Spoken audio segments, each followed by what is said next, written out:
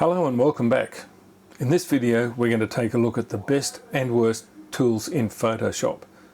Photoshop's been around for over 30 years and some of the tools that are included in Photoshop just simply don't work anymore or are totally irrelevant for photography.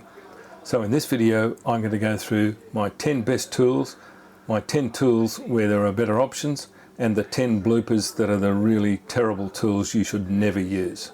So let's dive in and take a look. So when we're talking about the best tools in Photoshop and the worst tools, I'm talking about the tools that are included in the toolbar that's commonly on the left hand side of the workspace, as well as some of the adjustment layers that we have available to us. So let's start with the 10 best tools in Photoshop, and these are not in any particular order, but in the order that I thought of them. So the first one is the curves adjustment layer, and as you may have seen from previous videos, curves is one of the most powerful tools in Photoshop. It renders the brightness, contrast and levels pretty much redundant because curves do so much more than anything else. So let's just make a curves adjustment, and of course the beauty of the curves tool is that you can not just make a linear adjustment to brightness and contrast, but you can change the rate at which those changes of tonality occur and make some pretty complicated adjustments.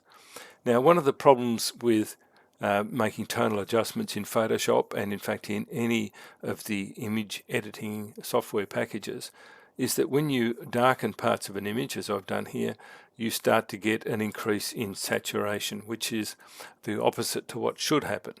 So when we're making any sort of tonality adjustments in Photoshop, we need to accompany that with a reduction in saturation. So to maintain the tonality or the saturation of the image, when we're using any brightness or contrast adjustments, we need to accompany that with some saturation adjustments. So my number one tool is the curves tool. Even though there are some difficulties with the way the software works, it is still the most powerful tool in the arsenal. So that's my number one. Now, of course, my number two tool is the HSL adjustment layer, because not only do we have a tool that allows us to adjust the saturation of our image, we can selectively use the hand tool and pick individual color ranges and work with those. We can also change the hue of the color, although this is fraught with difficulty because it can easily get out of control, and we can also affect the lightness of any particular color. So together with the curves adjustment layer, the hue and saturation adjustment layer is my second most valuable tool in Photoshop. Now, my third tool in Photoshop that I find absolutely useful is the sharpening tool, and it's the Smart Sharpen filter. Now, I've picked out another image that's been processed from RAW without any sharpening applied, and typically you should apply some sharpening during the raw processing stage, but let's say at this point you wanted to add some creative sharpening. The only sharpening filter worth using really is the Filter Sharpen Smart Sharpen filter, and the reason for that is that not only do we have a couple of different options on the type of sharpening that we would use, we also have the option of reducing the amount in the shadows and the highlights, so that's going to avoid some of those nasty halos that you get around some parts of the image. So what I've done here is I've made a duplicate layer here just for illustration purposes, and typically we would be working with a radius of no more than 1 pixel. You may want to even go down to 0.5 of a pixel for the radius, and typically something in the order of 300%, and would use some noise reduction on that as well. All images have noise, even those shot at base ISO, so you can choose for yourself how much noise reduction you want to apply, and once you've done that, it processes and gives you a certain amount of extra sharpening. Now on your screen you won't be able to see this, so I'll zoom into 200% and you can see the difference here. That's the unsharpened version. You can see it's a little bit soft on the edges, and the sharpened version has just helped that a little bit. So that's my tool number 3, the Smart Sharpen filter for adding some creative sharpening to your images. Now my favourite tool number 4, or best tool number 4, and we're going to race through these fairly quickly, it comes under the area of making selections, and if we go to our selection toolbar and choose object selection, you'll see that the software is really smart these days and can pick out all sorts of things fairly easily. Now it's not perfect, but it's a really good starting off point. Let's say I wanted to select a boat. I would now go back to my quick selection tool and then clean up that selection by adding to it or subtracting to it. But by and large, that's going to save a lot of time. So that's my quick tool number 4. If I deselect that now, my tool number 5 that I find is really useful now is not only the patch tool, but the new object removal tool. It works really well for certain things, and let's say I wanted to get rid of this rock here under the boat. Fairly simple process, paint on the area, and most times it does a really good job. Not always, but if that doesn't work, let's just edit, undo that. You can go to the patch tool and then just paint an area out and it will remove it. Again, not perfect, but it's a very handy tool that saves a lot of time. Now moving on to my best tool number 6, and that is a somewhat controversial one, and that is the subject select and removal tool, or the generative fill tool, and again, used with discretion and not taking up too much of your photograph, this can be a really useful tool for getting rid of unwanted things. This is an area in Edinburgh where I was trying to photograph the scene, and of course you can never get it without people, and you can do this with the generative fill option and generate, and 9 times out of 10 it does a really good job. Occasionally it goes psychotic and puts in some really strange things, but often it does a really good job of removing small unwanted objects from your photograph. Bearing in mind, there we go, that's done a really good job. Bearing in mind that if we use too much of this tool, then our photograph ceases to be a photograph. But certainly for removal of small objects out of a photograph, the generative fill tool or generative remove, whichever way you want to call it, is a fantastic tool used with discretion. Now moving on to my best tool number 7, and that's going back to more typical sort of adjustments. If we go back to our image here, and let's go to fit that on screen.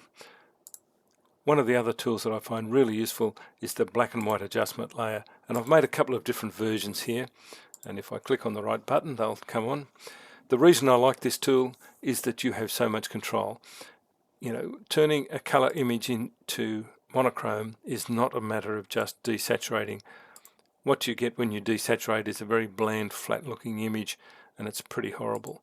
If we go back to something like a custom setting where I've really worked these levels of the different channels, you can get something very dramatic, or such as this one, which is just using the green filter. So much better than just desaturating, because you have so many options. And if you like making monochrome images, this is the way to go. You've got so much control here, you can really get the look that you're looking for. So that's my smart tool, or best tool, number 7. Now my best tool number 8 is probably the best of all of the tools that I've ever used in Photoshop, and that is the brush tool, and that is for brushing on selections, making masks and so forth. This is back to our image from the Isle of Lewis and Harris, and let's just say we've turned off the monochrome conversions. Let's look at just applying a curves adjustment layer, and this is way too aggressive of course, but this is for illustration. If I go in and invert my mask so that I now can paint on selectively, the brush tool just is so useful. Select the brush tool, select black or white. You can use the X tool, X keyboard shortcut to swap from black to white. You have the opacity adjustment.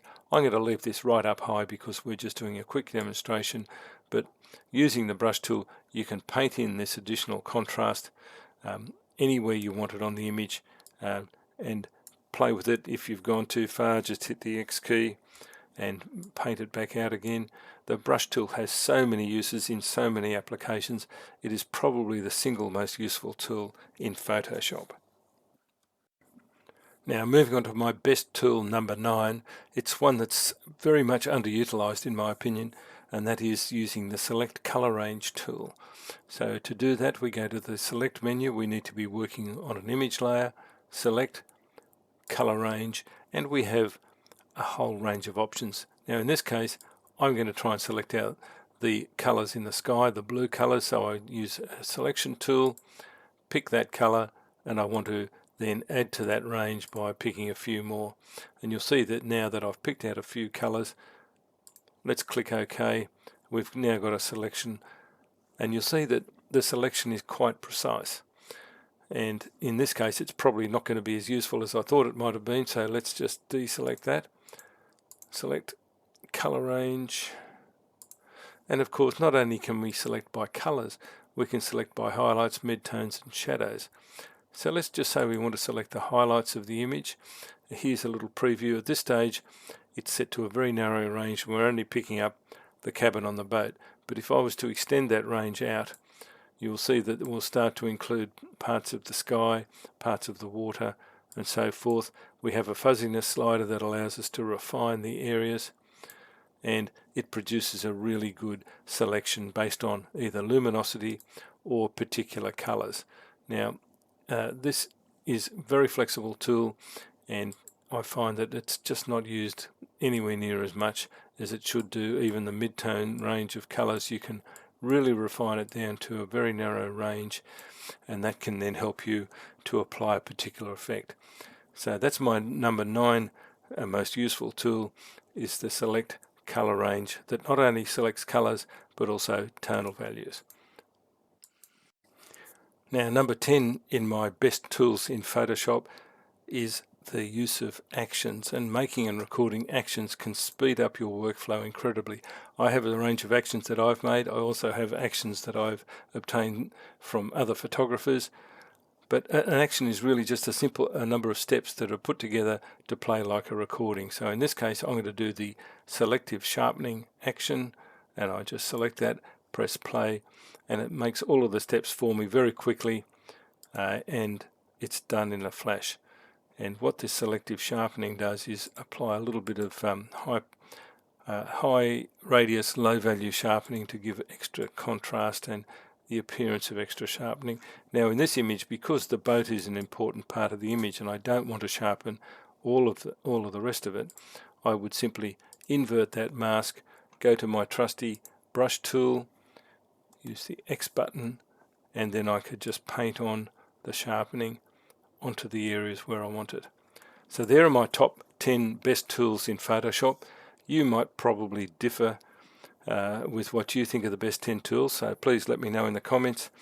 But now we're going to move on to the 10 worst tools in Photoshop, and then after that we'll have a look at some other tools that are not so good that we have better options for. So now let's move on to the worst tools in Photoshop, and there are quite a few of them, and these are my pick of the 10 worst ones. And firstly, some of these tools exist in the main toolbar down the left hand side, and some of these are probably hangovers from the early days of Photoshop, but all of these tools generally work directly on the image, and so that's to be avoided at all costs. So let's start with the beginning. We've got the dodge tool, and we paint directly on the image, and of course it permanently changes the image and it's not reversible. If I wanted to undo that or change the opacity, I can't do it because I've worked directly on the image. The only way we can undo that is to go back into our history and go back and remove it. So it's of no use whatsoever. And hand in hand with that is the obviously the burn tool, where we would be darkening images or parts of an image, and again, same problem. You can't modify it after you've done it other than remove it, so it's to be avoided. So that's my first double tool that is useless.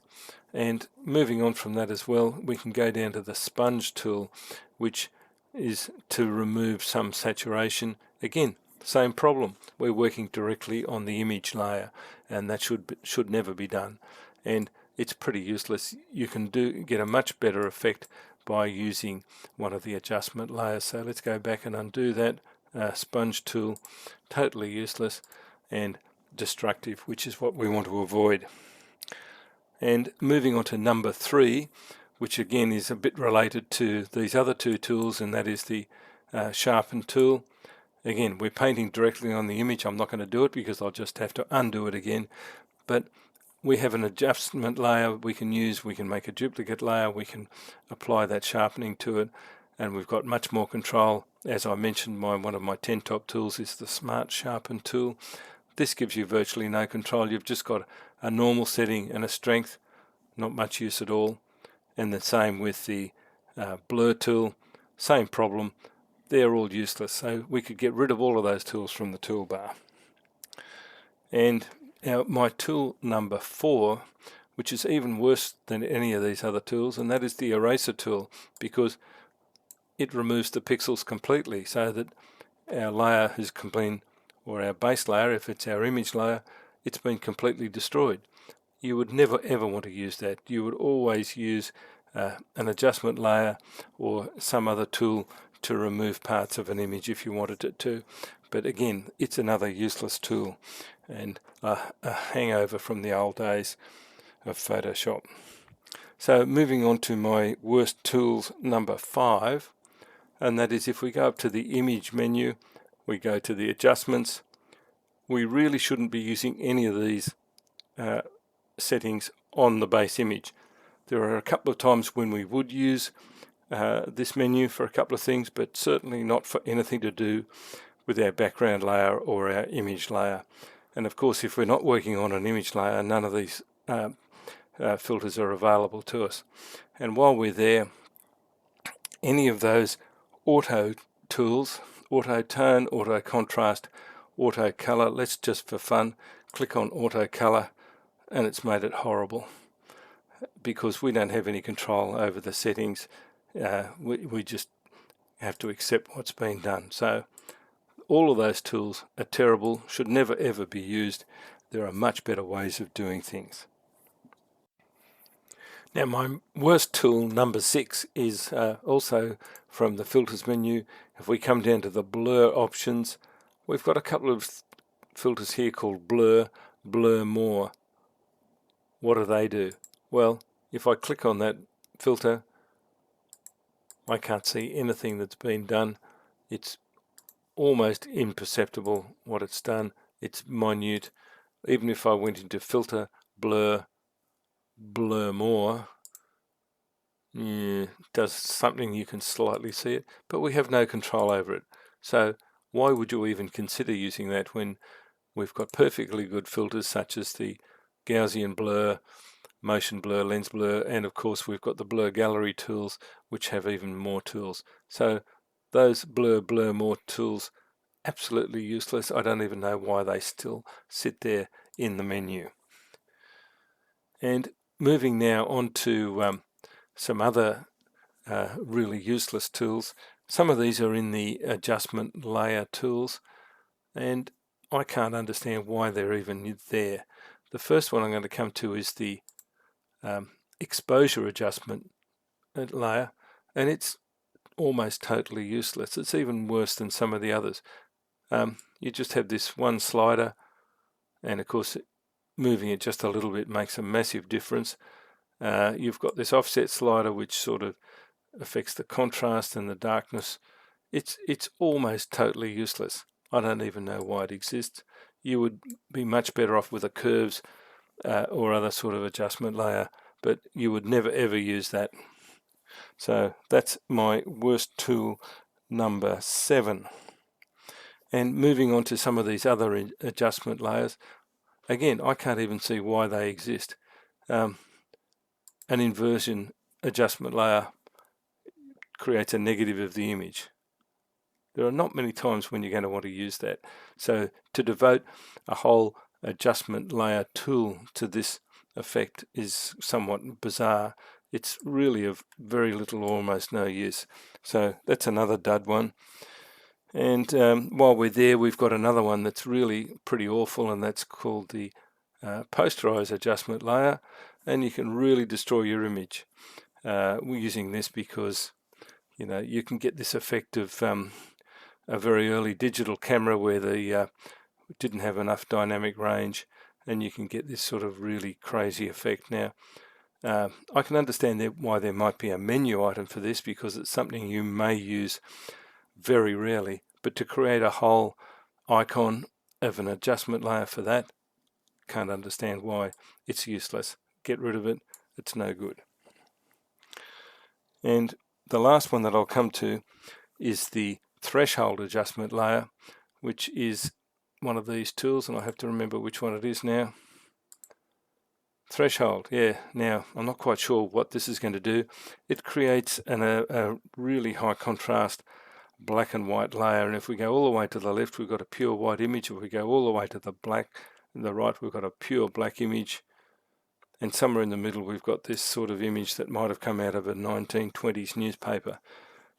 Again, can't really see why we're going to have that as a separate adjustment layer icon all on its own. So there are 10. There are probably more than that, but they're my top 10 useless tools in Photoshop. So now let's move on to some of the tools where there are better options, and this might be something of a little bit controversial, but let's run through those and have a look at them. Now finally, let's move on to some of the tools where I think there are better options, and you'd be better off using one of the other versions. Now let's get rid of this horrible threshold layer and dump it in the bin. So tools that are where there are better options. I've put the two tools up here, the two adjustment layers, the either brightness and contrast or the levels adjustment layer. They're just dumbed down versions of curves, and all they do is provide a linear version of what the curves does, and so it's a very crude form of adjustment, nowhere near as good as using a curves adjustment layer. And the same with levels. We're basically doing the same thing. We're just tilting the curve slider in such a way, and let's just look at it. If I was just using levels, I'd be just doing this with the adjustments, instead of being able to do all sorts of refined things. So the levels and the brightness contrast adjustment layers, there's a better tool, and it's called curves. So you're better off sticking with that. Let's get rid of all of those and go back to our image. So that's my option number one. Tools that there are better options. All of those, if you're wanting to change tonality, curves is the way to go. Now, my other tool, or one of my other tools that I think there are better options, and that is going back into some of these old tools. We've got these old hangovers from a few versions ago. The magnetic lasso tool, it in theory would stick to the edges of things as you drew around them, and it had a bit of a mind of its own. And so before we had the smart selections and so forth, this was the way we had to make a selection. You could see that it could very easily get out of control, and it was a problem tool. And the polygonal lasso tool, you could draw straight lines with it. You might well be able to do something with that and use it sometimes, but why would you do that when you've got the quick selection tool, the object selection tool, or the magic wand? They all work much better. So this range of tools, I do use the lasso tool occasionally when I want to make a quick selection around something that I want to remove or change, but certainly I never now use either of those tools, because the other selection tools are much better and much more effective. So that's my second option of tools where there are better options to work with. So moving on, as I mentioned previously, any of these image adjustment tools, you've got adjustment layers that will handle all of those things. There's not too many options there that you really want to play with. The best option is to always work with an adjustment layer and do all of your tonal and color adjustments on a separate layer that can be modified. We can change the blending modes, we can change the masking. We have lots of options. So that was my number 3. Another one that I find that there's a better tool, and that is we have this adjustment layer called a vibrance adjustment layer. Now, vibrance is meant to be just increasing the saturation of colors that are not already very saturated. Now, if I move this slider, you'll see that the blue on the top of the boat wasn't fully saturated, whereas probably the reds and the oranges were. So that as I move that vibrance slider, it's changing some of the colors but not all of them. But to be entirely honest, the HSL adjustment layer does this much more effectively, and of course if we just use the saturation part of the slider, it just affects all colors and gets out of control very quickly. So the vibrance adjustment layer really isn't much use.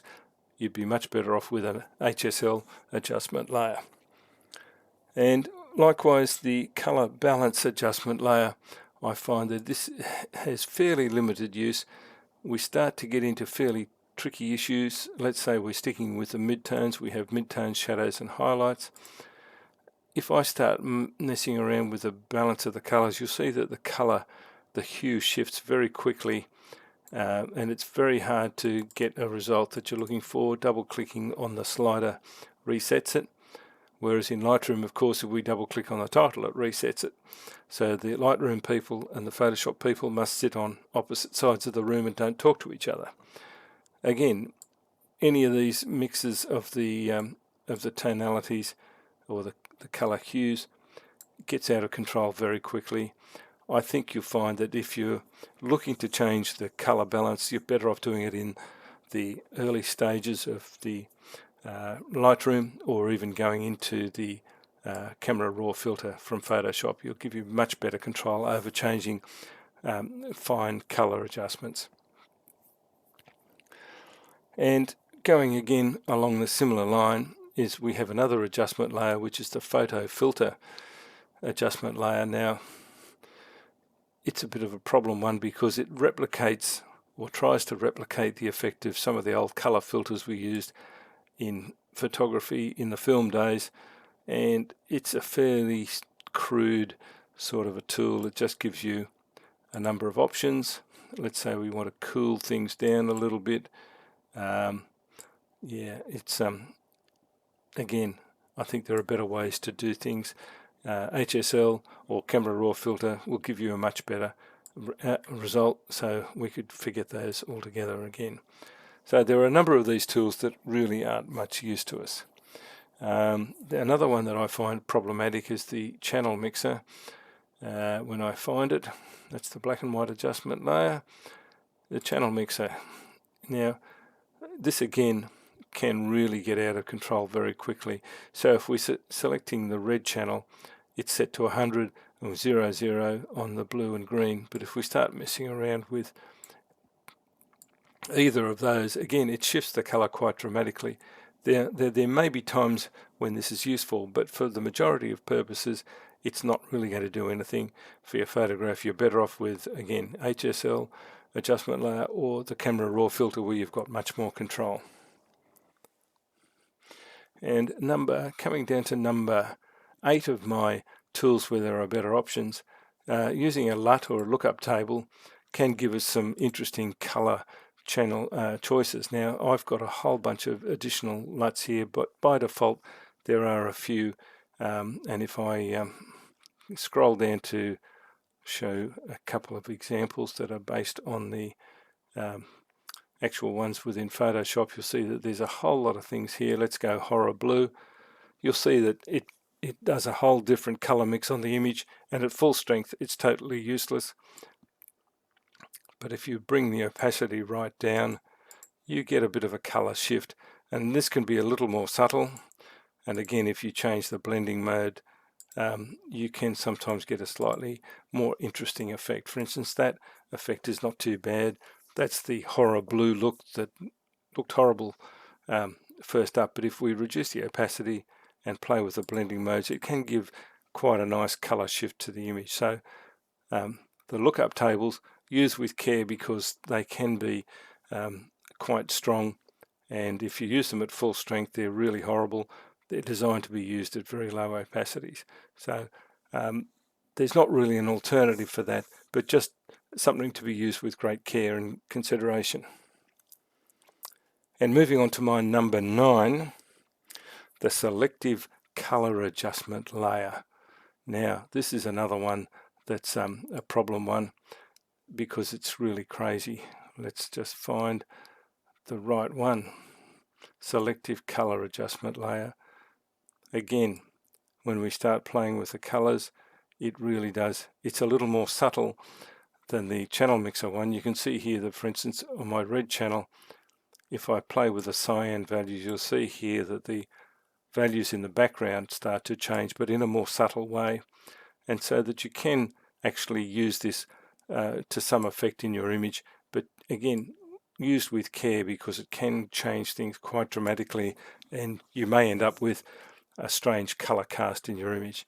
Again, the camera raw filter, or doing it in Lightroom with your raw file, is probably a better way if you really want to get that color mix right to start with.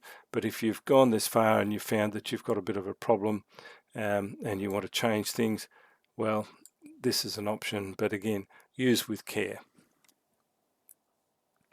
And my final tool where there are better options is let's get rid of that one,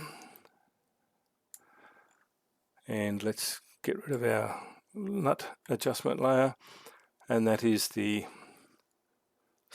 not the selective color, the gradient map. Now, this is one that's a bit of a problem, because there are times when a gradient map is really going to be useful, but in a lot of these things it's not really going to work for you. There are better options and other ways of doing things within Photoshop, and I don't think this really provides something that you're going to work with. Let's just go to really muck the image up. It's something you've got to play with, and there are probably easier and better tools to work with. So they're my 10 tools where there are better options. You might disagree with that, so that's fine. Let me know in the comments. And there are probably a whole bunch of other tools that are not really effective, and there are better alternatives. But that's my 10 choices of the best tools, the worst tools, and the 10 tools where there are better options. So I hope that's been useful, and I look forward to seeing you again soon.